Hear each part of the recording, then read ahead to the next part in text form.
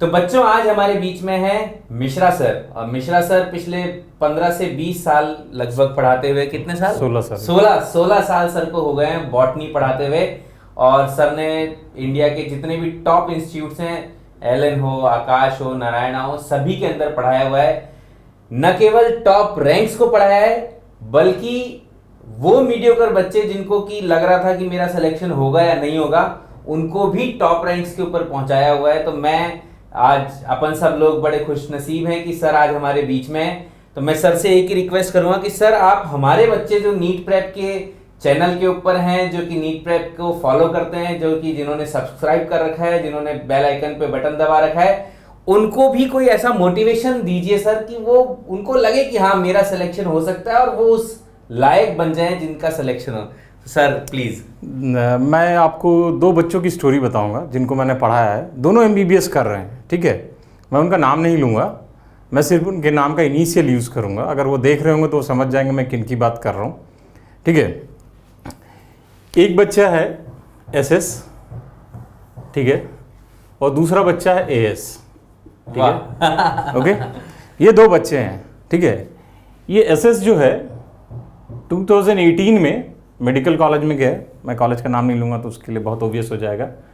और ये 2019 में मेडिकल कॉलेज में गया, दोनों गए। अब एक वर्ड आता IQ, ठीक है। जनरली हम लोग जज, आदत पड़ी हुई है हमें जज करने की, मैं नहीं करता अपने स्टूडेंट्स को। ये बच्चा IQ में एक्स्ट्राऑर्डिनरी, ठीक है। ये बच्चा एवरेज। इसका बड़ा भाई ऑलरेडी इंडिया के टॉप मोस्ट मेडिकल कॉलेज में, वेरी गुड फैमिली बैकग्राउंड। इस बच्चे के फादर मोटर मैकेनिक। क्या बात है सर, ठीक है। अच्छा, जब हम पढ़ाते हैं बच्चों को तो हम भी एज ए टीचर डिस्कस करते हैं कि इसका होगा, इसका नहीं होगा। हमें ही पता होता, हम पढ़ा रहे होते हैं, टेस्ट में कैसा परफॉर्मेंस आता है, क्या रहता है। ये बच्चा 2 साल तक, फॉर 2 years कंसिस्टेंट। मेरा ये मानना था, मेरी हमेशा टीचरों से बहस होती थी कि मैं बोलता था कि ये टॉप 100 में आएगा, नहीं आया टॉप 100 में। क्यों नहीं आया वो भी बताऊंगा मैं आपको। इस बच्चे के बारे में बाकी के टीचर कहते थे कि टॉप 50, 10 कुछ भी कर सकता है, because he was very good in physics. Okay, apart from biology और chemistry he was extraordinary in physics. मतलब IITians जो IT के बच्चे प्रिपेयर कर रहे थे उनकी फिजिक्स इसकी बेटर थी उनसे। बट इसको कंफ्यूजन हो गया। अच्छा, कंफ्यूजन ये हो गया कि I am very good, over confidence. हाँ, वही कंफ्यूजन कहता हूँ सर मैं उसको। ठीक बात है। तो ये इसको पहुंचना था मैमसी, that is Maulana medical college.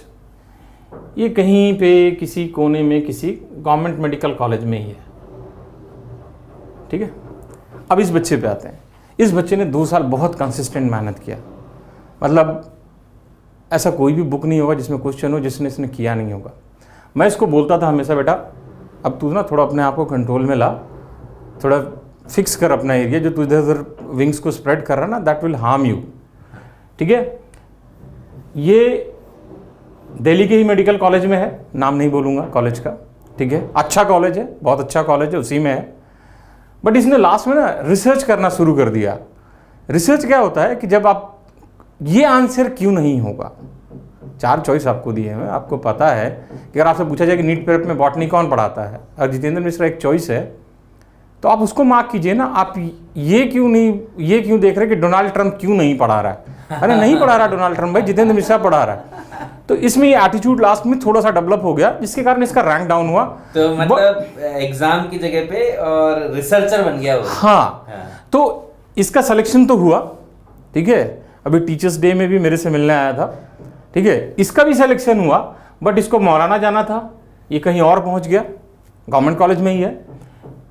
ये अपनी कैपेबिलिटी के हिसाब से सिर्फ कंसिस्टेंसी, एक हिंदी में एक आपने अगर हिंदी पढ़ा होगा, करत करत अभ्यास जड़मती हो सुजान, रसरी आवत जात सील पे पड़त निशान। मतलब if you keep on practising, आप इतना कर लेते हो कि आप अंधेरे में भी अगर कुछ फेंकोगे तो निशाने पे ही जाके लगेगा, ठीक है ना। तो इस पूरे गेम का रूल यही है कि आप अगर 2 साल के लिए प्रिपेयर कर रहे हो तो आपको कंसिस्टेंट रहना है, आपको अपनी टीचर्स पे ट्रस्ट करना है, ठीक है, क्योंकि एंड ऑफ द डे आपका सक्सेसफुल होना ही डिटरमाइन करेगा कि हम कितने सक्सेसफुल हैं। राइट। ठीक है, तो आप जितना हम पे ट्रस्ट करेंगे और हम उस आपके ट्रस्ट को जितना सही तरीके से डिलीवर कर पाएंगे, उतना बेटर आप परफॉर्म करेंगे और उतना बेटर हमारा रिजल्ट होगा। क्योंकि हम क्लेम करेंगे, आज मैं कह रहा हूं ना ये दोनों बच्चे मेरे हैं और इस कॉलेज में पढ़ रहे हैं, ऐसे बहुत सारे स्टूडेंट हैं मेरे, ऐसा कोई कॉलेज नहीं होगा इंडिया में जहां पे स्टूडेंट नहीं होंगे, मोरलेस हर कॉलेज में। तो ये हम मेरे लिए प्राउड की बात है, apart from the earning money, कि मेरे पास ये स्टूडेंट्स हैं। और आप सक्सेसफुल होगे तभी होगे जब आप हम पे ट्रस्ट करोगे, और आप ट्रस्ट करो, देखो आपको ऑटोमेटिकली रिजल्ट मिलना शुरू हो जाएगा। और एक चीज़ का ध्यान रखना, ओवर कॉन्फिडेंट नहीं होना, मतलब रिसर्चर नहीं बनना है, ठीक है, और कंसिस्टेंसी को मेंटेन करके रखना है। Until unless it is question of life and death, अपने जो रूटीन है उसको ब्रेक नहीं करना है। अगर 2 साल तक आप कंसिस्टेंट रहोगे तब आप बहुत अच्छा कर पाओगे, नहीं तो ऐसा कोई शॉर्टकट नहीं है सक्सेस के लिए। राइट। तो सर मैं जो इस चीज से समझा वो ये समझा कि ये जो एसएस है ये एक एवरेज बच्चा था, लेकिन इसने 2 साल लगातार मेहनत करी और उसकी वजह से अगर वो एंड में रिसर्चर ना बनता और नीट प्रेप के हिसाब से या नीट की प्रिपरेशन के हिसाब से ही तैयारी करता, तो वो शायद हो सकता है 100 में आ जाता और वो टॉप 10 भी हो सकता था। उसने कोई भी ऐसा क्वेश्चन उस मतलब 180 क्वेश्चन में ऐसा कोई क्वेश्चन नहीं होगा जो उसने किया नहीं होगा। ठीक है, मतलब वो कंफ्यूज होके उसने गलती की एग्जाम में, ठीक है, क्योंकि उसको एनालाइज करने की आदत पड़ गई थी कि ये आंसर क्यों नहीं हो सकता। नहीं हो सकता भाई, क्यों उस पर दिमाग लगा रहे हो? अपना काम नहीं है ना। जब हम रिसर्च करेंगे तब हम देखेंगे कि ये आंसर क्यों है और ये आंसर क्यों नहीं है। वो साइंटिस्ट बनने का काम है, डॉक्टर बनने का काम नहीं है। डॉक्टर का काम तो एप्लीकेशन का है ना। इस बच्चे के साथ ये गड़बड़ हुई कि ये ओवर कॉन्फिडेंस में आ गया, ये कंफ्यूजन में आ गया कि मैं बेस्ट हूँ, और उस बेस्ट के चक्कर में वो पीछे रह गया। और सर कह रहे हैं कि वो दिल्ली में भी नहीं गया, वो किसी दूसरी जगह पे गवर्नमेंट कॉलेज के अंदर गया। गवर्नमेंट कॉलेज में है, but not in Delhi. Not in Delhi, मतलब ये बड़े दुख की बात है। अगर वो ओवर कॉन्फिडेंस नहीं होता तो देखो दोनों सिचुएशन है। एक एवरेज बच्चा है जिसने जबरदस्त मेहनत करी, थोड़ी सी गलती करी कि वो एंड में ज्यादा सीखने के चक्कर में रिसर्चर बन गया। दूसरा बच्चा है जो जबरदस्त इंटेलिजेंट है लेकिन वो ओवर कॉन्फिडेंस में है और वो मात खा गया। तो इसलिए बच्चों दोनों ही चीजों का ध्यान रखना है। अगर आपको सब्जेक्ट मैटर आता है तो ओवर कॉन्फिडेंट नहीं होना, लगातार वो सारी प्रैक्टिस करते जाना जो कि नीट की प्रिपरेशन के लिए, नीट के टेस्ट के लिए चाहिए, नीट के एग्जाम के लिए चाहिए, और लगातार करते जाना, नहीं तो फिर कुछ नहीं होने वाला। तो जो बच्चे अभी 11th क्लास में पढ़ रहे हैं वो ये सोच रहे हो कि मैं 12th या 12th के बाद तैयारी करूंगा, तो फिर वापस से 2 साल लगने वाले हैं आपके।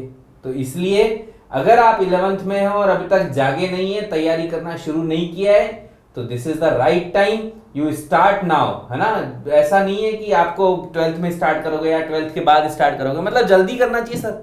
आपने कभी देखा है कि कोई ड्रॉपर टॉपर होता है?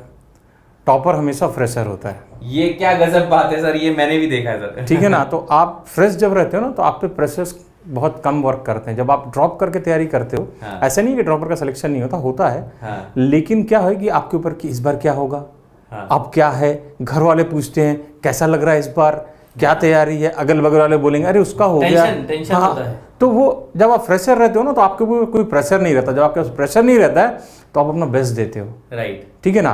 तो फ्रेशर्स के लिए सेलेक्ट होना सबसे आसान है और रैंक बेटर लाना। तो टॉपर हमेशा फ्रेशर होता है, आप उठा के हिस्ट्री देख लो। जब से मैं पढ़ा रहा हूँ अभी तक सिर्फ एक बार ऐसा हुआ है कि डीपीएमटी का टॉपर, तभी दिल्ली का अलग से एग्जाम होता था, ड्रॉपर था वो। क्या बात? आई थिंक 2011 या 12 का जो डीपीएमटी का टॉपर था, दैट आई थिंक 12 का शायद, वो ड्रॉपर था। तो नहीं, ये तो बड़ी जबरदस्त बात है। मतलब इस चीज का ध्यान रखो कि आपका प्रोबेबिलिटी हमेशा बहुत ज्यादा है विद रिस्पेक्ट टू अगर आप ड्रॉप करके कर रहे हो। तो इसलिए जो बच्चे अभी 11th में हैं और वो ये सोचते हैं कि मैं पहले 12th कर लूं और उसके बाद तैयारी शुरू करूंगा, या मैं अभी तो 11th में ही हूं, अभी तो थोड़ा आराम कर लूं, 10th बोर्ड मैंने बहुत अच्छे से दिए थे, तो अभी राइट टाइम है तैयारी शुरू करने का। तुरंत काम शुरू करो, तुरंत कोर्स ज्वाइन करो, तुरंत टेस्ट सीरीज ज्वाइन करो और तैयारी शुरू करो। तो मैं बहुत बहुत धन्यवाद दूंगा सर का कि आप यहाँ आए और गाइडेंस दी हमारे बच्चों को। और मैं बच्चों से भी कहूंगा कि अभी सर को मैं बार बार कहता रहूंगा कि सर ऐसी और कहानियां हमें सुनाते रहे, क्योंकि ये जो अनुभव है ये सिर्फ एक्सपीरियंस से आता है, ये और किसी को नहीं आ सकता। तो ये आप सब लोगों को फिर से शुभकामनाएं, खूब तैयारी करो, खूब जम के पढ़ाई करो और all the best. Thank you.